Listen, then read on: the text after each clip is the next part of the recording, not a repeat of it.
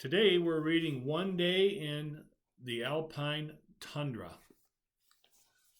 We're on chapter 2 of this book. At 8:20 a.m., Johnny rolled over in his sleeping bag and hit a side of his tent. The marmot saw the tent move and whistled a warning to the Alpine community. Frightened, he dove into a crack between the boulders. The rock hung quietly.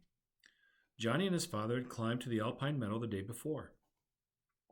Johnny enjoyed the sharp, clear air and the special glisten on the Alpine tundra. He had spent the night alone, promising to join his father, a forest ranger, at sundown this day. At 8:35 a.m., he was still asleep. The low oxygen content in the alpine air is tiring until the lungs and body have to adjust, and he turned onto his stomach. At 8:40 a.m., a flock of water pipits, a puffy brown sparrow-sized birds of the alpine tundra, winged out of the grass and on the fell field and flew onto the top of a snowfield. With a constant bobbing of their tails, they caught the tiny springtails that were gathered on the snow in the dark clusters. The creatures hopped around by releasing a stickle-like appendage on their stomachs. It strikes the ground with a snap and it catapults the springtail up and down to another spot, making it look like a kid on a pogo stick. There were pipits stepped, red footprints appeared. Their weight had squashed the rose-red coats of the snow algae. The color is an anthocyanin, a red pigment alpine plants manufacture to survive. It collects heat and warms them so they can grow even in the snow. The water pipits flew to the edge of an alpine pond.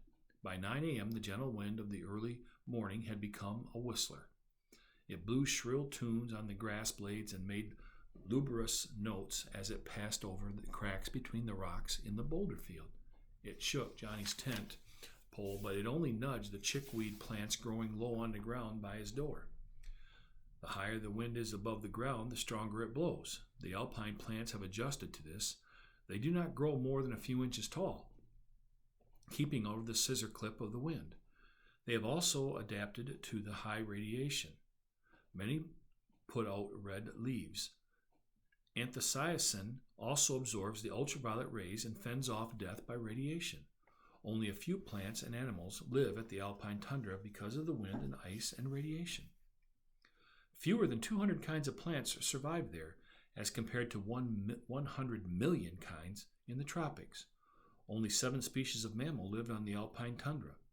The tropics support more than 500 species. No amphibians or reptiles or fish can live in the tundra's streams and ponds, and only one bird, the peregrine, with its feathered feet and toes, stays all year round on the alpine tundra. Wow, that's some interesting information. This sure is a good little book. Well, thank you very much for listening. I miss you. I hope that you're having a good time. And remember, keep on reading. It won't hurt you.